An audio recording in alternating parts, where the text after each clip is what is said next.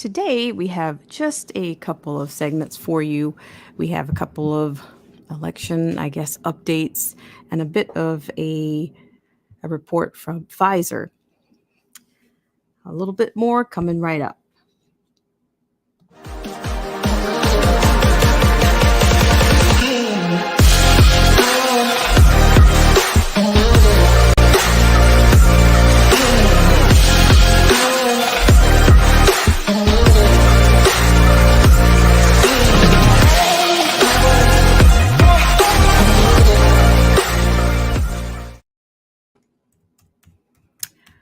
Hi, everyone. Welcome to this segment of Black Spring with Autumn, and it is Friday. Thank you so much for taking the time to come out, and hope you are off to a great start of your weekend. So, a little bit today, we're just going to do a couple of short liners on your Friday. So, we're going to do a little bit of, I'm not sure if this is sounding the alarm, but I will just bring in attention to a couple of updates that I have regarding election integrity is is what I would like to refer to it as, because that's exactly what it is.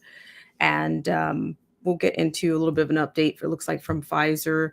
I know we've had a couple of updates in the last couple of weeks in terms of a projection on a emergency approval date, even from the USDA and even AstraZeneca and their response, the Oxford AstraZeneca. So thank you so much for tuning in. Hi, J Rock. Thanks so much for coming in. So before we get started, as always, I want to give a word to our sponsors, and I'll be right back in just a minute. This show is brought to you in part by our sponsors. Whether you're interested in health, culture, politics, scripture, automobiles, entertainment, history, and much, much more, there's something for everyone. So please check out Derek C. Williams, Killer Whale Channels, The Definition of Anarchy, Joseph Francis Burton, Chrysler Imperial H, Little Miss Goth, AZ Infidel, Cold War Jesus, Anthony Scioli, and Let the Truth Be Told. We'll be right back to the news right after this.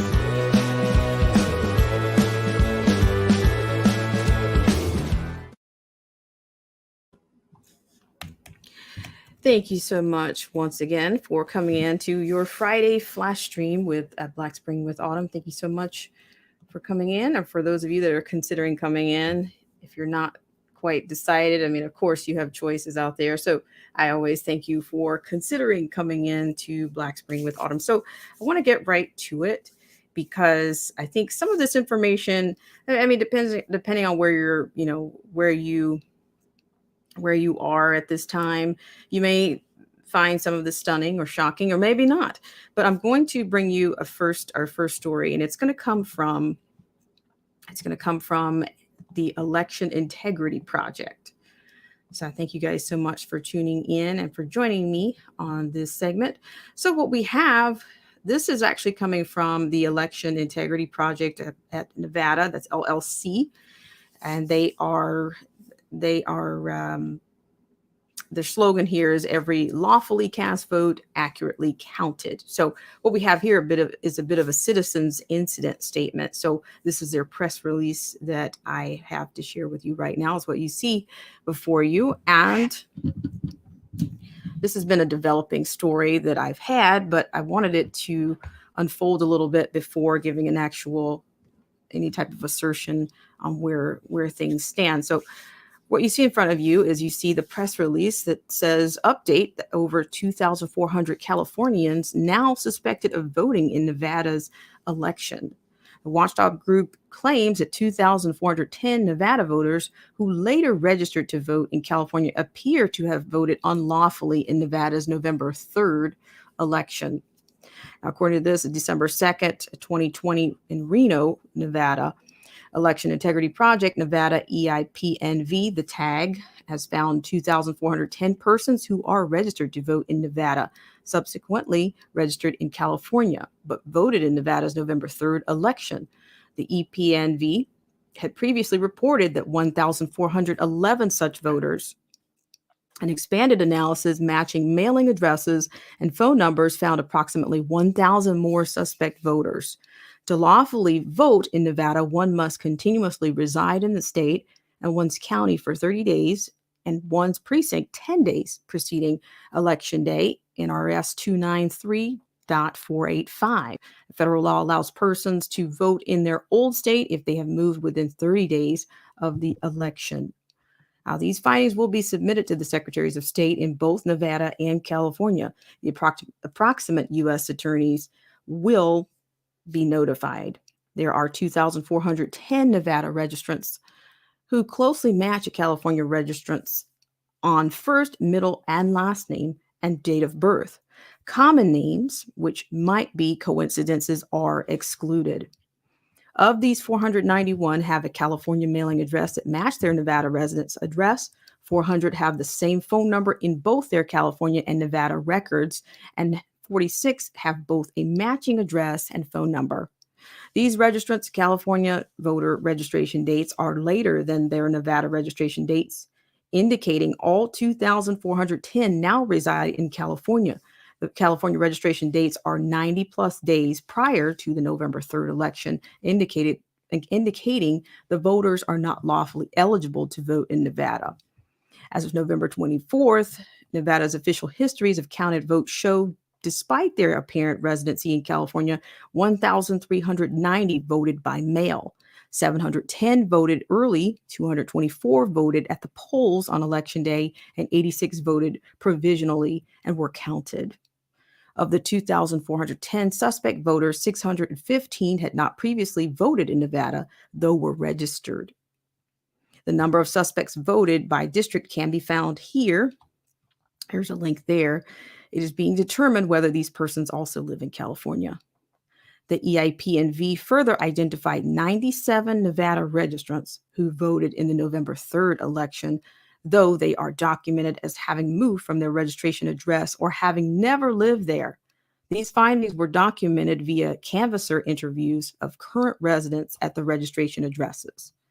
So this is your, what you see coming up before you is the report preceding is the over 1,400 Californians suspected of voting in Nevada's election. And the same watchdog group claimed before this report that I just read that same 1,411 Nevada voters who later registered to vote in California may have unlawfully voted in Nevada's presidential election. So I thought, that's a bit peculiar. So I'm basically, you've got two reports right here. The first report is the most current report, and the second one gave you the findings for the report coming out before that. J Rock says, this keeps getting deeper and deeper. How far does the rabbit hole go? I don't know. That's a $60,000 question, J Rock. I appreciate you so much for tuning in. But yes, that is now the Election Integrity Project has locations all over the country. So, I think they've done quite a bit of work, and which I think they were prepared. They knew what was coming out. They knew what was projected, rhetorically, but I think they were prepared to intercept these kinds of findings. I mean, what are the answers going forward? Well, I would imagine there's some reform.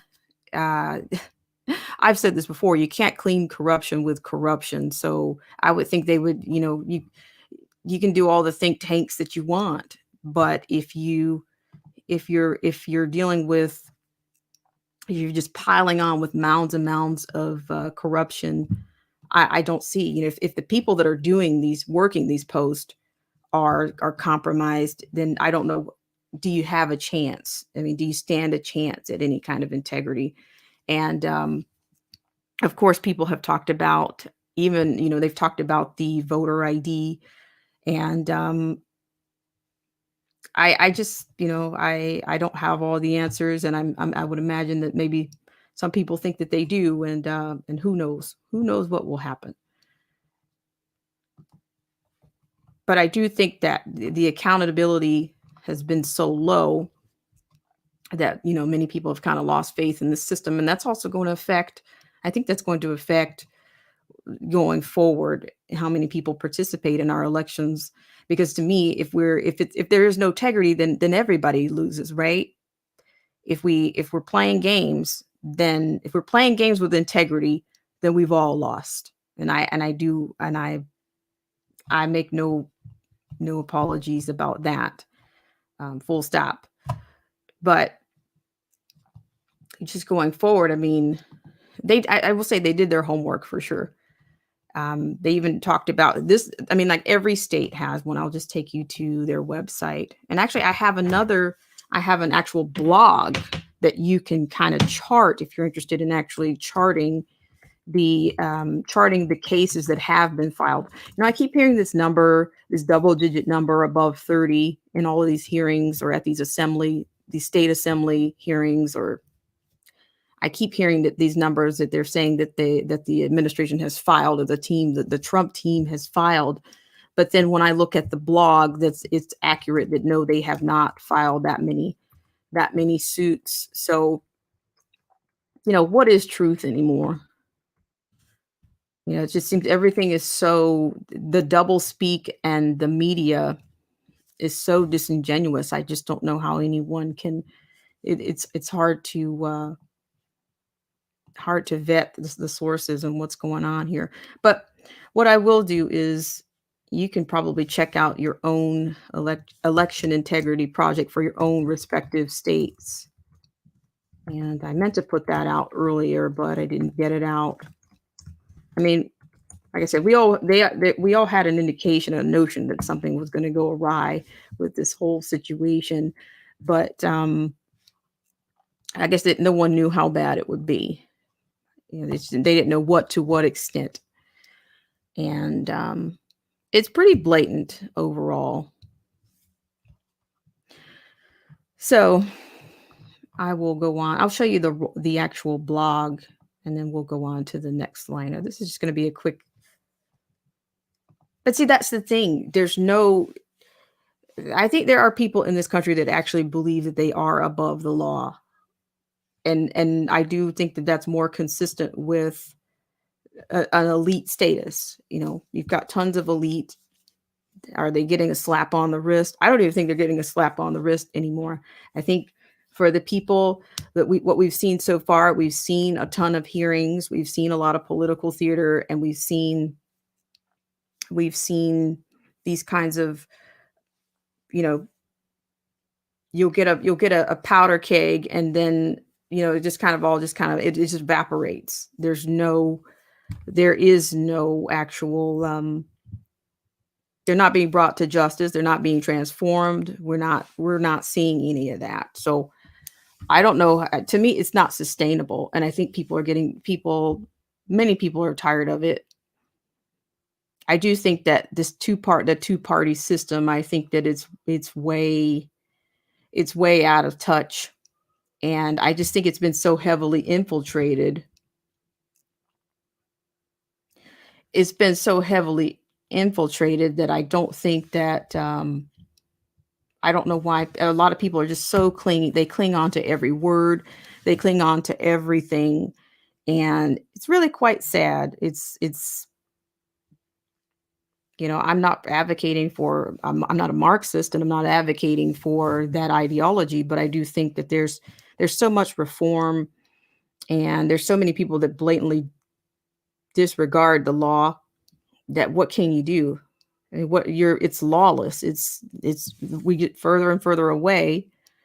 And then what are we left with? And then people are actually surprised when things happen like this, because to me, they've been allowed to get away with so much. I'm not surprised. So what I'm going to do is I'm going to actually take you to the next liner here. As this is just a flash. I was originally planned to do something on the World Economic Forum, but I might save it for later.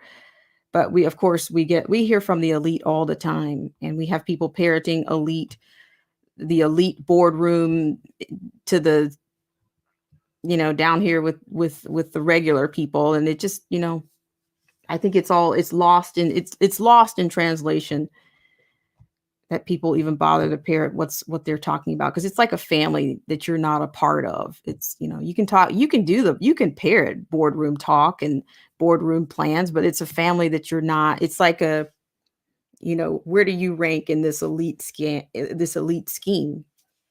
I just don't see it. I don't see it. So we're going to go on from that. I'll give you guys an update again, but I guess good job or way to go, election integrity project. At least you guys were able to, it just seems like expose. If we're just going to expose people, then no, I don't think. To me, everybody says, "Oh, the world's watching." Yes, they watch like we are.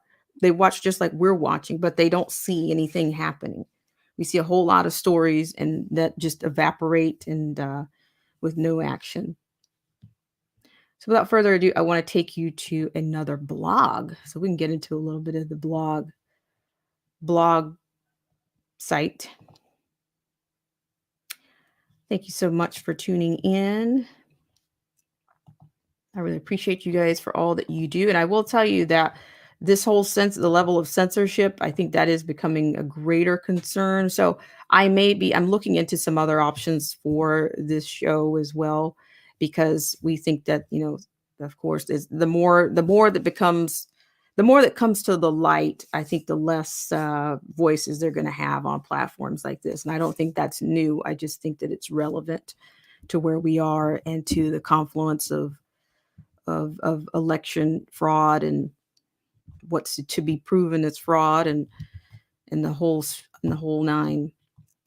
So I'm going to take you to what you see before you. Now, what you see before you is a SCOTUSblog.com. Now, I'm going to give you from a little bit from top to bottom here. This is a Supreme Court of the United States blog, and here you've got a little bit of organization here, your interface here. But I'll just scoot down here. I won't get into too much of the style here, but this is a 2020 election litigation tracker. This is welcome to the 2020 election litigation tracker, a joint project of Election Law at Ohio State and SCOTUS Blog. During the 2020 election season, we will provide up-to-date information on major election cases as they make their way through every level of the court system. Our goal is to serve as a resource on election law and administration for the general public, lawyers, educators, journalists, and policymakers. You can read all of our previous election-related coverage here. Here's also a disclaimer provided here that the SCOTUS Blog and Election Law at Ohio State are nonpartisan and do not endorse, support, or oppose any candidate, campaign, or party. So we may find some related coverage, but we did do the Michigan State Assembly hearing, I guess, if you want to call it.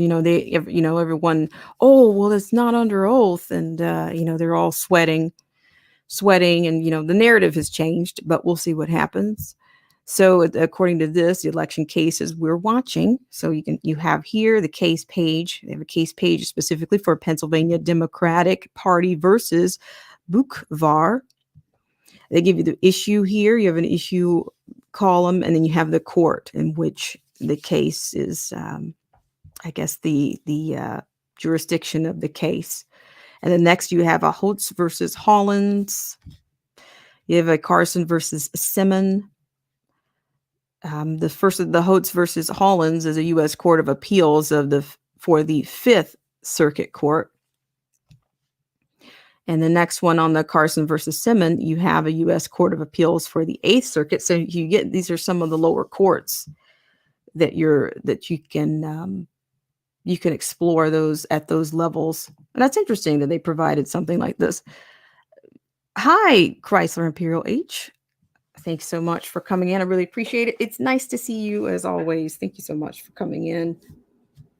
Thank you so much for all that you do. And Chrysler, you always feel free to drop your link when you come in here. You guys don't have to ask me to do that, even though I'm not a grow stream, but mods, you guys can do that. And J Rock, you're here. Go ahead and drop yours as well. Thank you so much for all that you do. So I'll keep going here. I found that's an interesting site. So if you want, in order for you, unfortunately, in this underground media that we deal with, we seek the truth. So we need resources, and we need a larger framework than what's being presented from the mainstream. So I think this is more than a good start. It's a start. And I would think that this is what you would expect from a media or an industry with a level of veracity. But unfortunately, they are beholden to their own shareholders and technocracy. We've talked about technocracy on here before, but technocracy is everywhere. We're dealing with it in terms of civil societies. We're dealing with it with shareholders, and we're fighting. To me, we're doing more fighting corruption in this country than we are liberty. There's more corruption than liberty right now, and I think that's a fair assertion, because if you have to take everything to the court system, if you count what we've seen in the last 9 months at least, we're doing more fighting here than we are living in a peaceful or this is not exactly, we are in the pursuit of happiness, but we have to fight this. We have to fight these things at this level. And it's pretty staggering. It is, but it's quite eye opening. So I think sometimes you have to settle into it and just keep going. So we might click on one of these. But the next case we're looking at here on the SCOTUSblog.com, I'm actually going to put that in for you guys. So this is SCOTUSblog.com. If you're just now joining us, it's SCOTUSblog.com/election litigation. You can go on and have a look at the different cases that are being filed and where they are. If there's coverage that's been provided, you can find that here. So I'm going to drop that link for you, and then we'll talk about just a couple of the other cases that are listed here. But I will tell you that the cases are growing, apparently. Yeah, I mean, I'm even looking at the People versus Alabama versus Merrill, Texas Democratic Party versus Abbott, Washington versus Trump, Memphis A. Philip Randolph Institute versus Hargett, and the new Georgia Project versus Raffensberger. So you can see all of your lower courts, the 11th Court, U.S. Court of Appeals for the 6th Circuit, the U.S. District Court for the Eastern District of Washington. I mean, it's getting pretty thick. So I'm not sure how this is going to be done. Well, I say abnormal, J-Rock. If it's not normal, I just call it abnormal. The new abnormal. I'll call it the new abnormal. So, okay, so I'm curious. I'm looking at this with you guys as the first time here. So I'm going to click on this. So just for kicks, because I think Georgia is kind of a hot spot right now. I think Georgia and Michigan are a hot spot. So I'm just curious. I want to have a look at the Raffensberger. And of course, you have more down lower. The last ones listed here, you can see this is Donald J. Trump for president versus Segask. That's a U.S. District Court for the District of Nevada. So that's pretty interesting, considering we just talked about what's been discovered from the watchdog group on the integrity in Nevada. So, So we'll start with Georgia, and then maybe we'll look at another one. We're just, I think this is worth a second look. Okay, so, par exemple, this what you see before you is the new Georgia Project versus Raffensberger. So here it is. The issues: whether Georgia's requirement that absentee ballots be received by 7 p.m. on election day poses an unconstitutional infringement on the right to vote in light of the CV pandemic. That's the state, Georgia, the court, the U.S. Circuit of Appeals for the 11th Circuit. The status, the district court's 3-day extension of deadlines stayed by the 11th Circuit. So this just tells you what they filed. And let's see. The district court 3-day extension of delay stayed by the 11th Circuit Court. So that's where that is. But then you even have more. It says coverage and analysis. The judge rules Georgia ballots mailed by election day must be counted. So that's some of the coverage that they have pertaining to this case. So this is actually to me, it's a pretty thorough. It looks pretty thorough. I mean, this almost looks like a docket or rolling docket that they have. They've got the date, they've got the proceedings as well as the orders. This almost looks like something you would find on a .gov site, but it's being provided by this blog in Ohio State. Hello to everyone. But so I think this is, so you can jump on this. I think I just put that link in the stream for you guys. So yes, if you're interested in any of these, then you can jump on the scotusblog.com/election-litigation. So you can, check out if it's pertaining to your state. Since we looked at Nevada, I wouldn't mind going back to the Nevada one really quickly. So, it's, we try to keep the resources going around here. So we're going to roll into the Nevada. Let me get back to it. We even have the Michigan Alliance for Retired Americans versus Benson. Now this one, we're just looking through here. Nothing too serious. So this one, the Michigan Alliance for Retired Americans versus Benson, whether a policy by the Secretary of State of Michigan extending the deadline to receive absentee ballots that are postmarked by Election Day until 14 days after Election Day violates federal law and the Constitution. So that's your issue there. And that's in the Michigan Court of Appeals. Now, I did stream the Michigan State Assembly with Rudy Giuliani and those representatives that were present. I mean, that was a little bit of a political theater, but, for all these moral people, all the moral people there, they weren't under oath. So there's no way, without them being under oath, there's no way anybody can you imagine anybody telling the truth without being under oath? Yikes. So let's just I want to grab that Michigan link and then we'll move on to the Pfizer update. Thank you guys so much for tuning in. I really appreciate it. This is a flash. So I try to bring you guys things and make them as relevant as I can.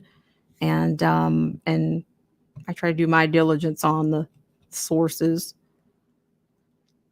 I really appreciate you guys so much for coming in on your Friday. I hope you're off to a great start on the weekend.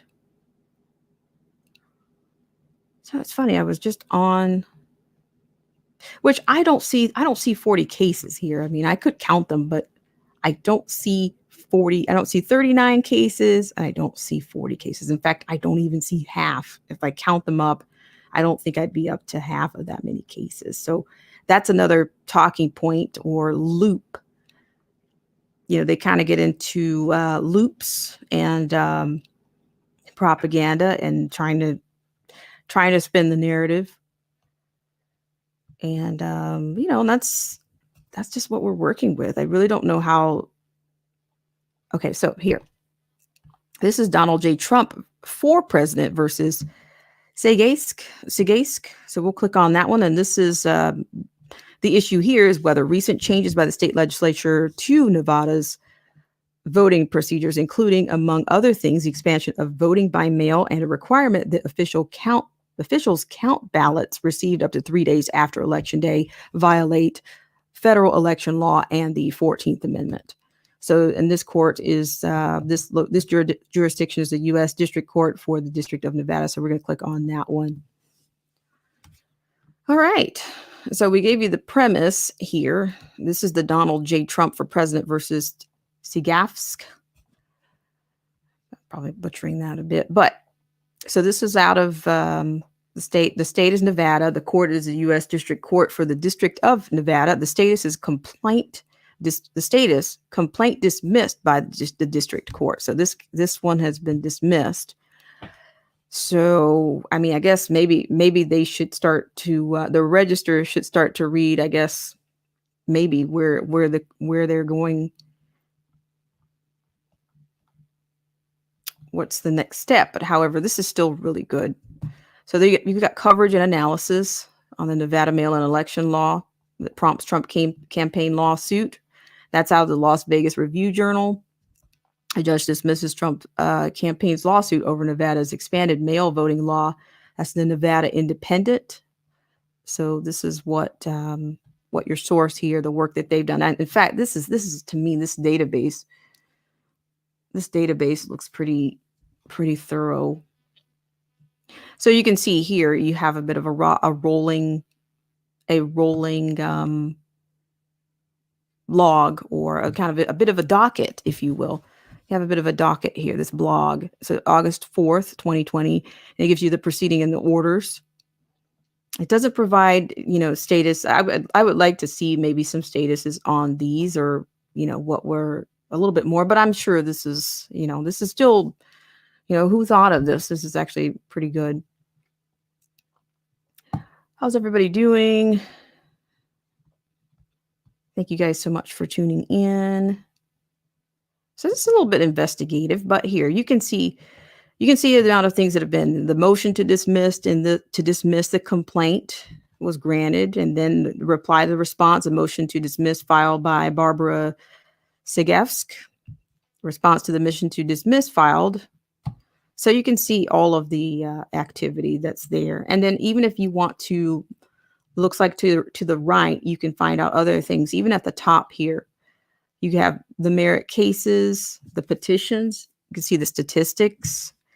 There's special features. There's podcast, election litigation, which is what we're on right now. This is the tab that we're on, the election litigation. So this is a way that you can kind of, if you want to lean in without leaning all the way in, you can get from the docket here that's provided. So we're going to have a few words once again for our fantastic sponsors of Black Spring with Autumn, and I will be right back.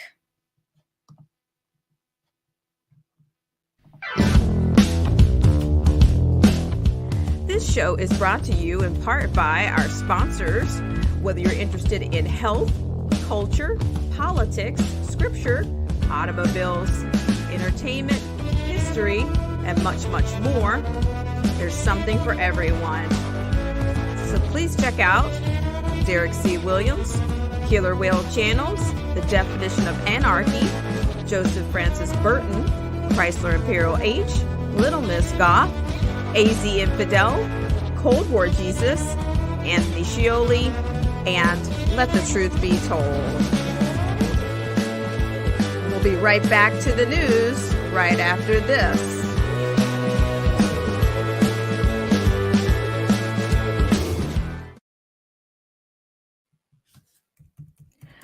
All right. Thanks so much again. So yes, hopefully that was a bit helpful for you. And especially if you are even just on the fly, or if you just, like I said, if you want to look in without looking all the way in or sitting through, because some of those hearings are pretty tedious, and and they're entertaining, unfortunately, for the wrong reasons.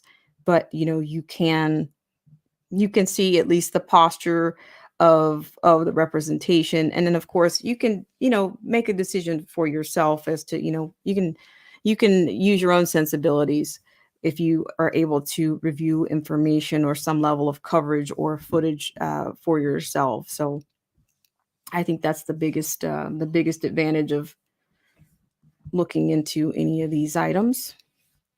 Thank you guys so much. So we are going to go away from that. And if you would like, the SCOTUSblog.com is inside of the chat today. Thank you guys so much. And thanks so much for taking care with the actual Channelytics. I really appreciate that, because as I said earlier, I'm going to be looking at some other options in terms of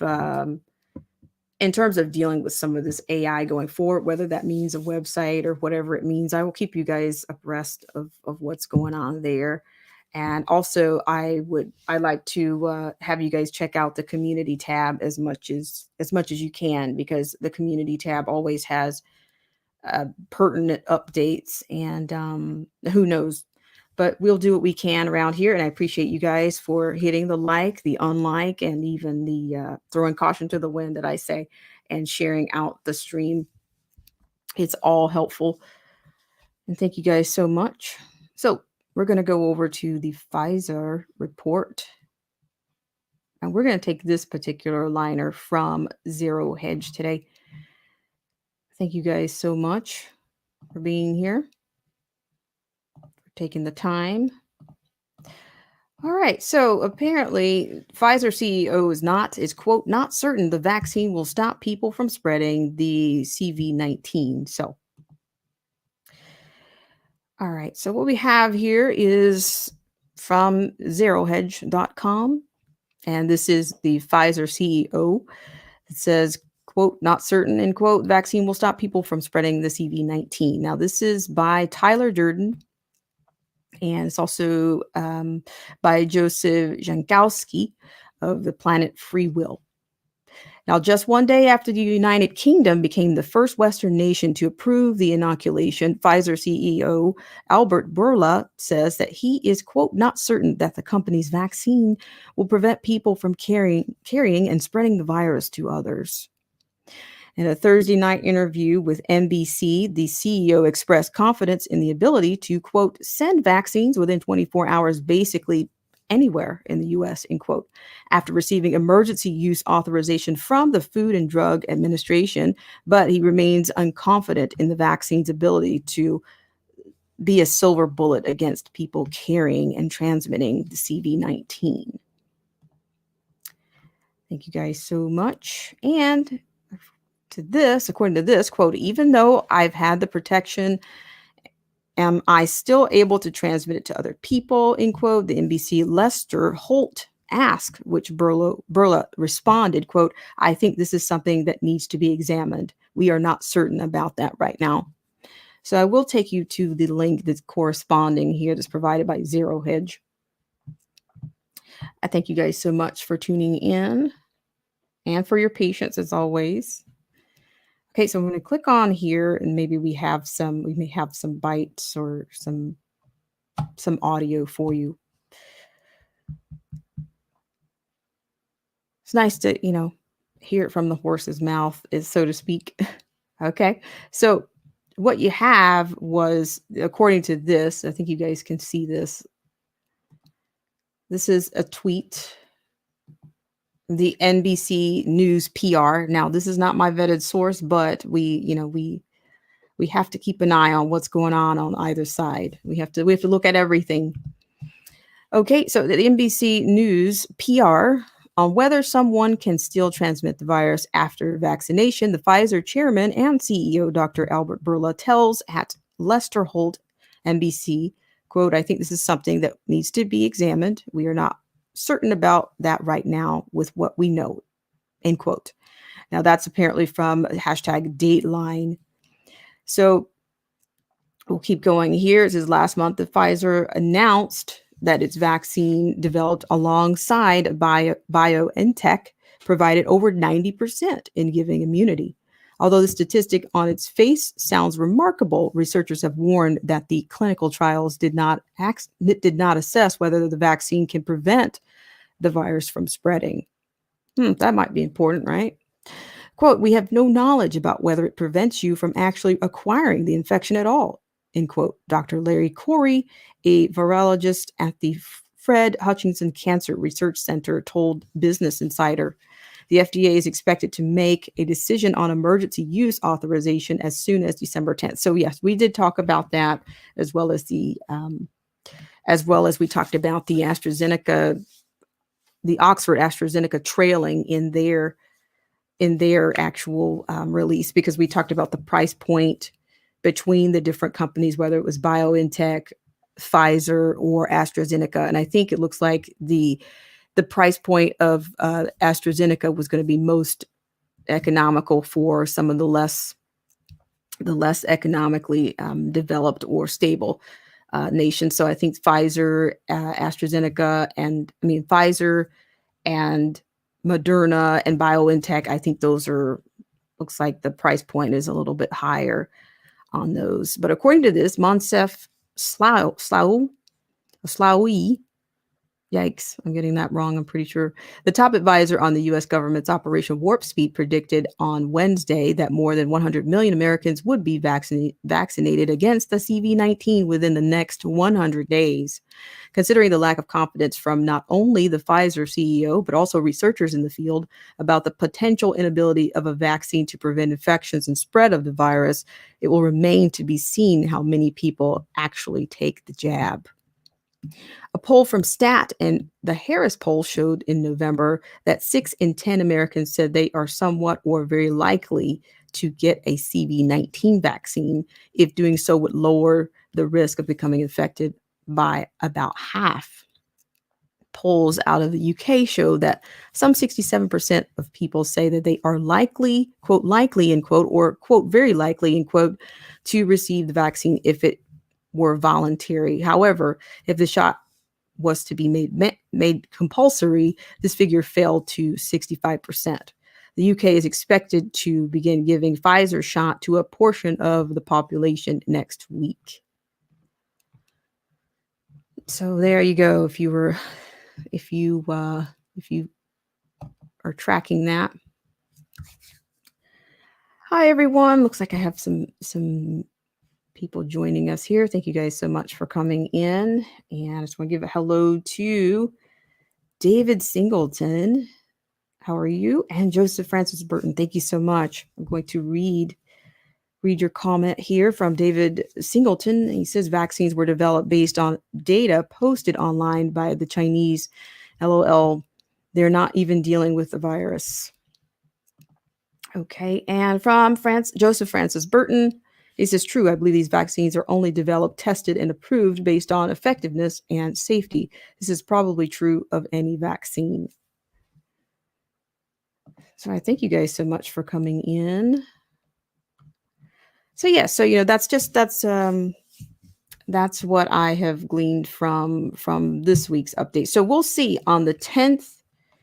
I think there's the 10th is definitely a date that we'll keep an eye on. But I think there may be a couple of more dates out there that we've been looking into. But and I think the emergency approval was the first thing that we were looking into. So yes, we did talk about that. They were trying to meet the 10th and discuss the emergency authorization. And we got a lot of that out of the Bloomberg news. So of course we pay attention to Bloomberg news around here because Michael Bloomberg himself is, to me, one of the elite that's, he's doing his part, whatever that is, telling you how to live your life and what's best for you. I mean, he's a shareholder. I mean, I'm not surprised. Joseph Francis Burton says, my analysis, a nothing burger. Well, thank you for that. So yes, so I think we will go for a final spin at the World Economic Forum, that is. So thank you guys so much for tuning in.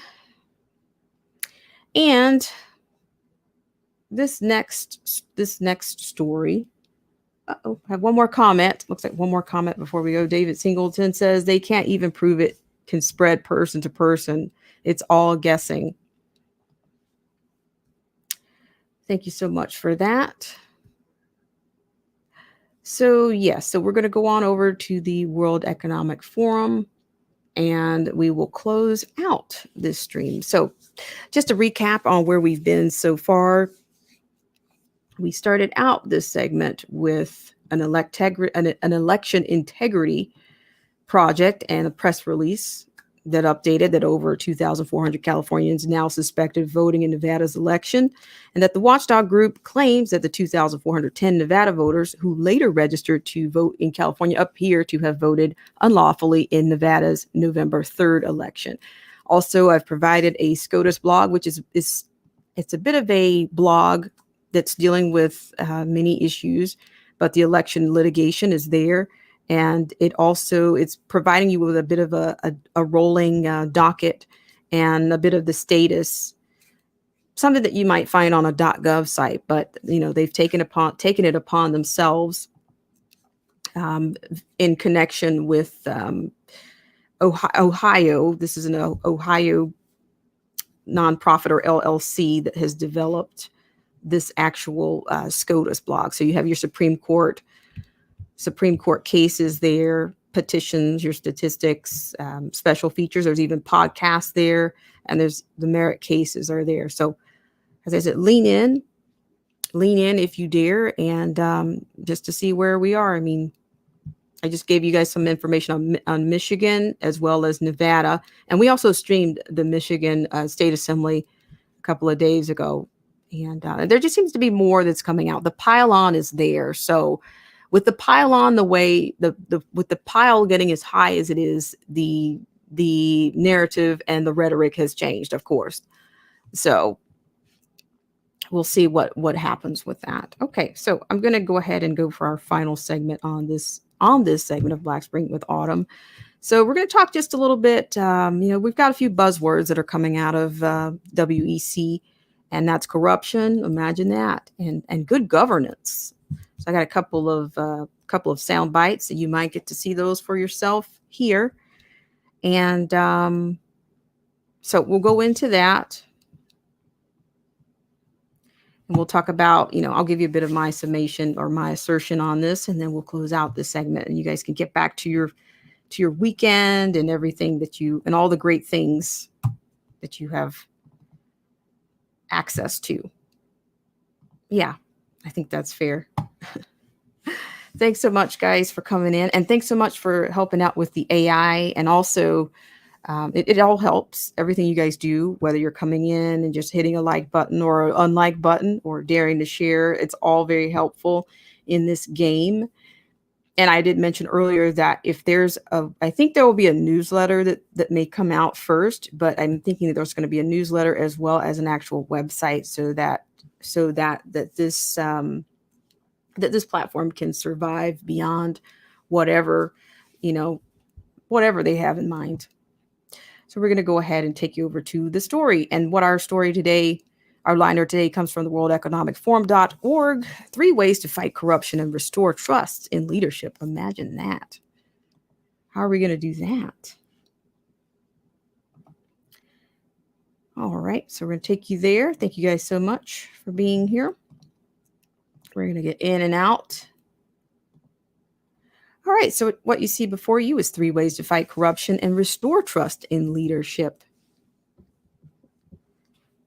Okay. All right, so a few points. This is as people around the world place their trust in the production and distribution of the CV-19 mocktail, that's what we call it around here, we must ensure corruption does not get in the way.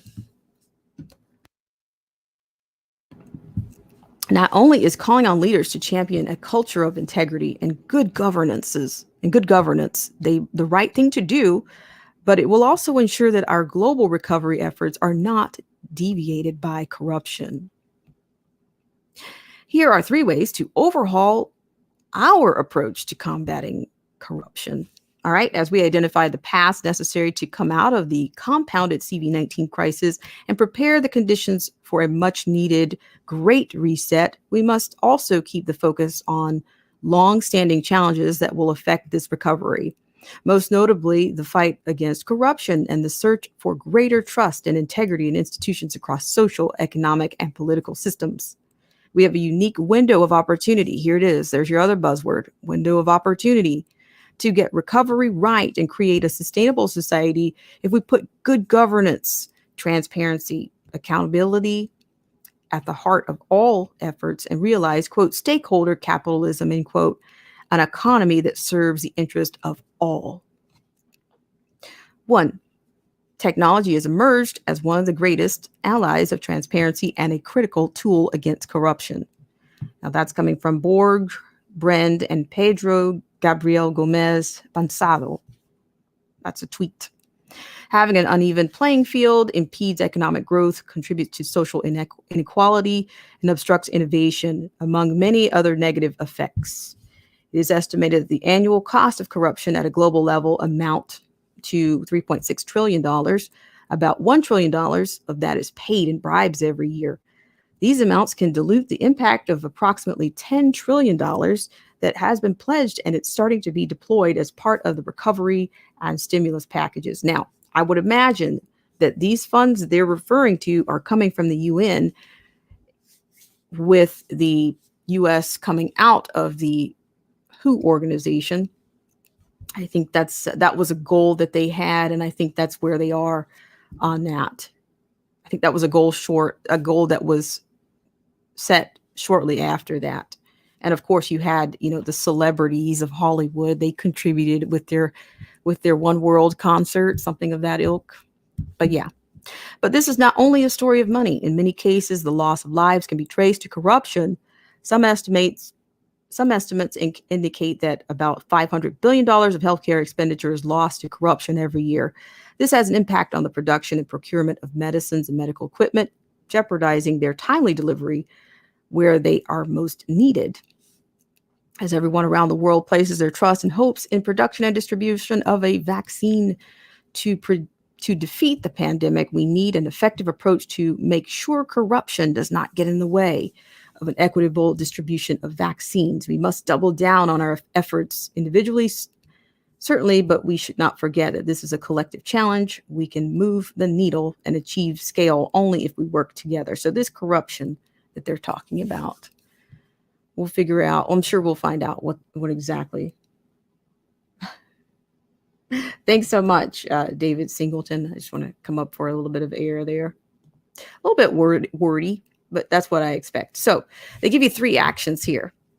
Now, if you guys want to, I'm going to drop this link for you because you can see this is called the hype cycle is what you're going to see for digital government technology. This is what they proposed in 2018, and you might even see pieces that are already at play right now, or this is where they want to go.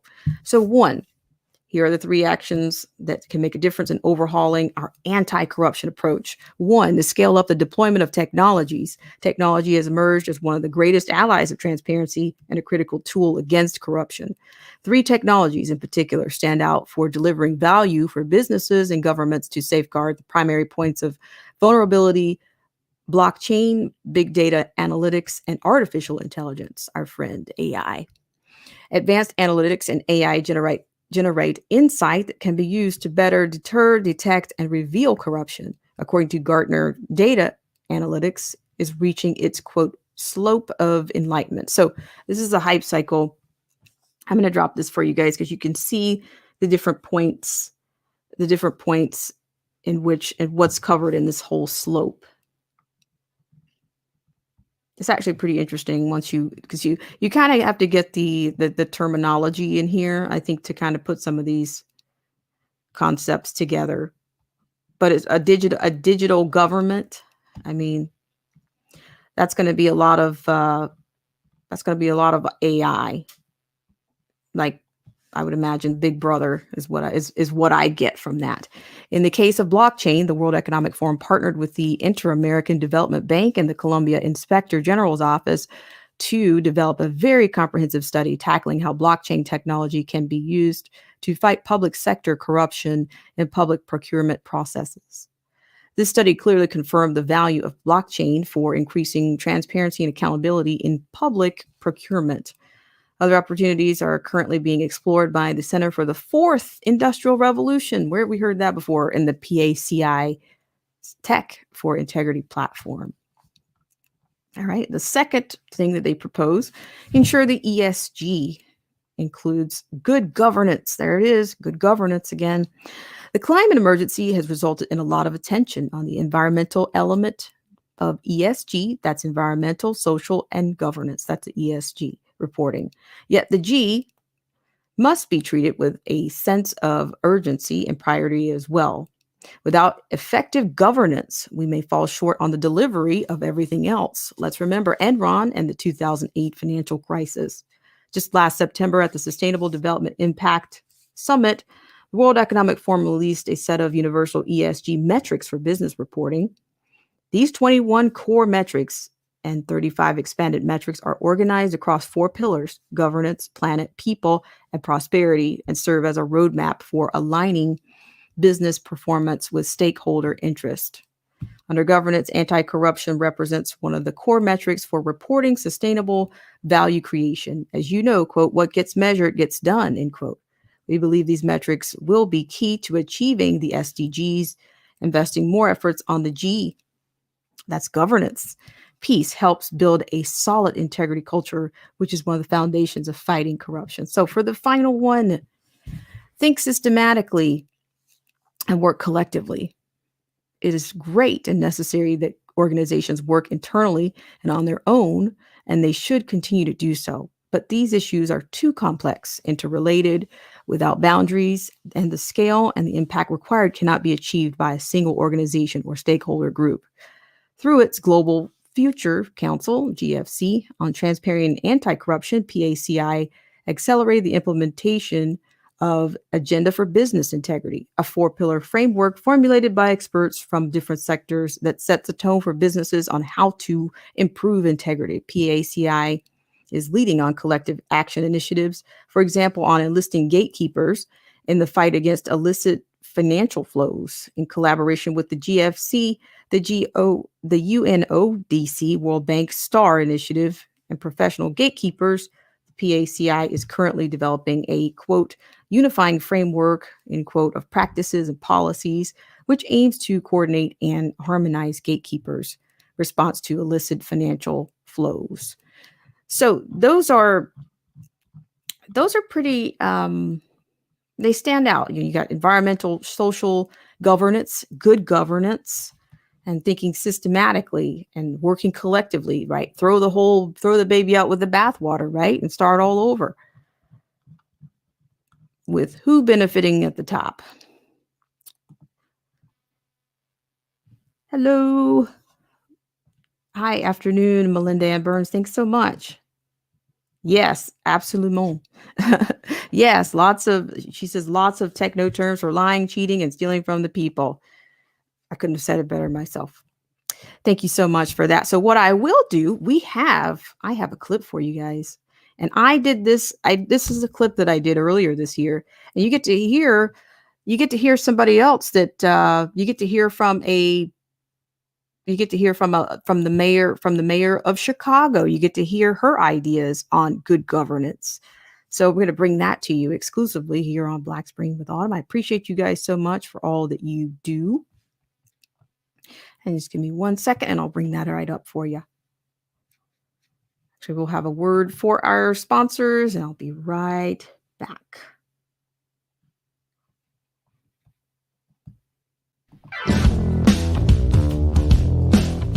This show is brought to you in part by our sponsors.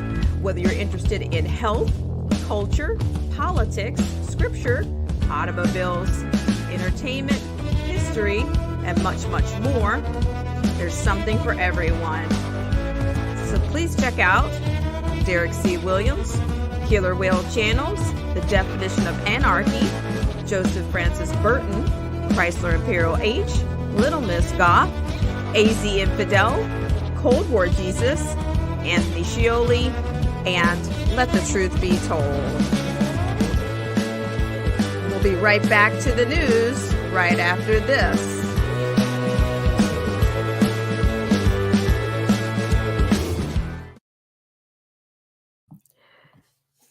All right. Thank you guys so much for all that you do. So what I have a clip for you on a story that I did earlier this year, and it's going to give you a perspective on good governance from none other than the city mayor, Lori Lightfoot is where you're going to get this one from. So I really appreciate you guys for all that you do. I'm going to share that clip with you right now. So she's going to talk about her ideas, and it's going to be very brief. So make sure you're in a good place. You're in a good place and you have good audio. I will try to adjust the volume on it. Thank you guys so much for all that you do. And thank you for taking care of the AI when you came in. Or if you haven't, you still have a chance to do that. So here we go. And this is Lori Lightfoot is going to echo with her ideas on good governance. All right. Here we go.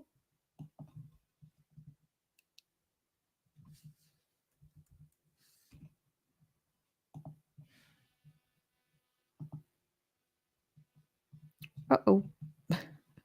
Hang on just 1 second.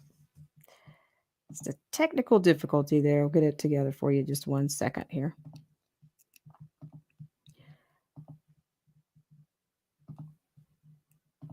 All right, so I'm going to bring you right back. Oh, and this is an operator error, and it is the operator. I am the operator.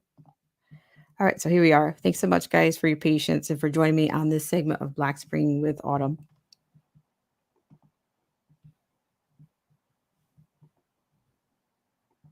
So you got to eliminate that compliance, and you make it a mandate, and then you do training, particularly in the city. I'll call them licensing departments, whether it's zoning, buildings, housing will be impacted by it, planning certainly, and you pick the people to run those agencies and the deputies that are pledging allegiance to the new world order and good governance, and then I think you have the inspector general do some spot audits to make sure that there is real compliance.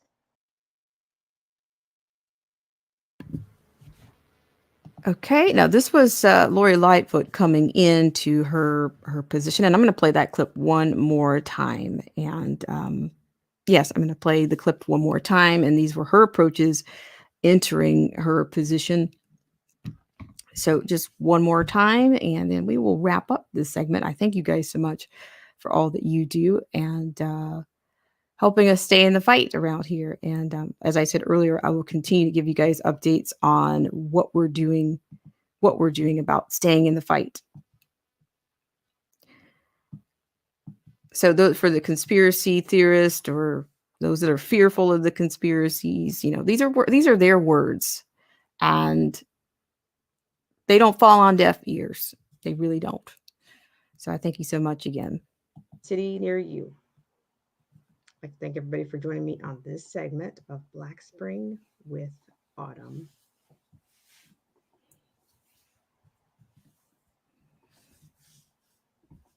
So you got to eliminate that compliance, and you make it a mandate, and then you do training, particularly in the city. I'll call them licensing departments, whether it's zoning, buildings, housing will be impacted by it, planning certainly,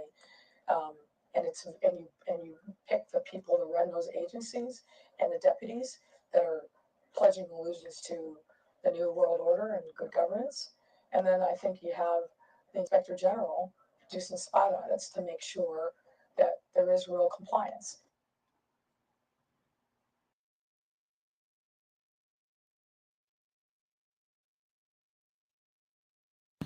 All right, guys, thank you so much for coming in on today's Black Spring with Autumn, and I really appreciate it. So, we just had, within the last 2 weeks, we had the World Economic Forum.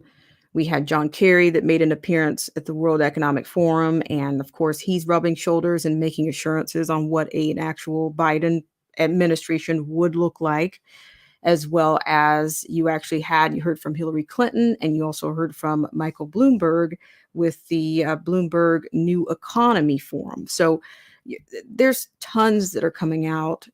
There's a blueprint. It's already there.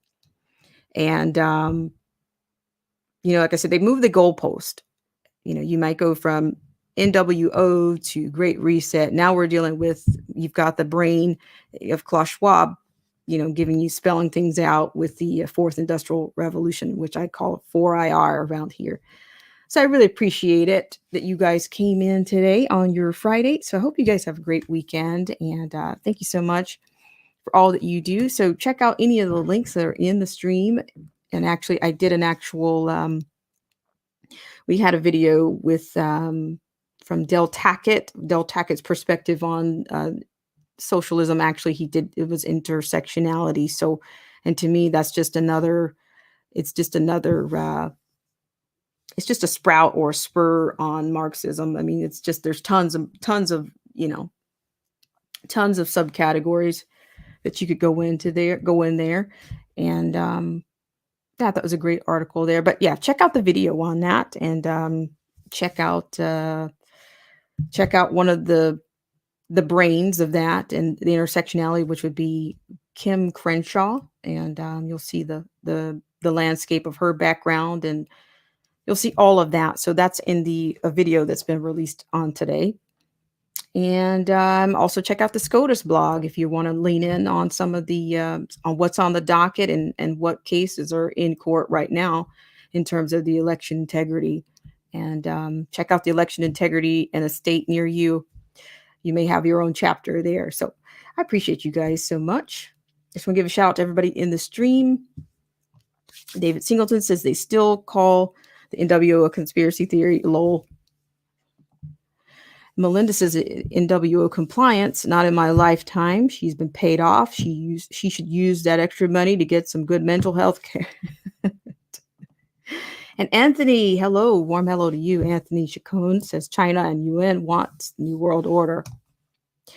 All right, and thank you guys so much. And thank you so much, Joseph Francis Burton, David Singleton,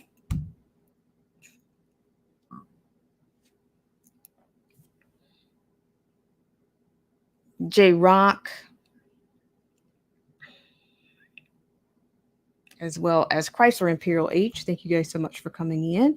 And I look forward to seeing you guys on the next live stream, in the next video, comment section, or even on a Moonlight stream. So if there are any developments that come out, of course, I will be happy to bring those to you. And thank you guys so much for those of you who were able to come out for the Michigan State Assembly hearing with Rudy Giuliani and those representatives and the people that came out, whether they had a ton of representation from Detroit or not. I still thought that was a valuable coverage and valuable testimony. Whether they were under oath or not.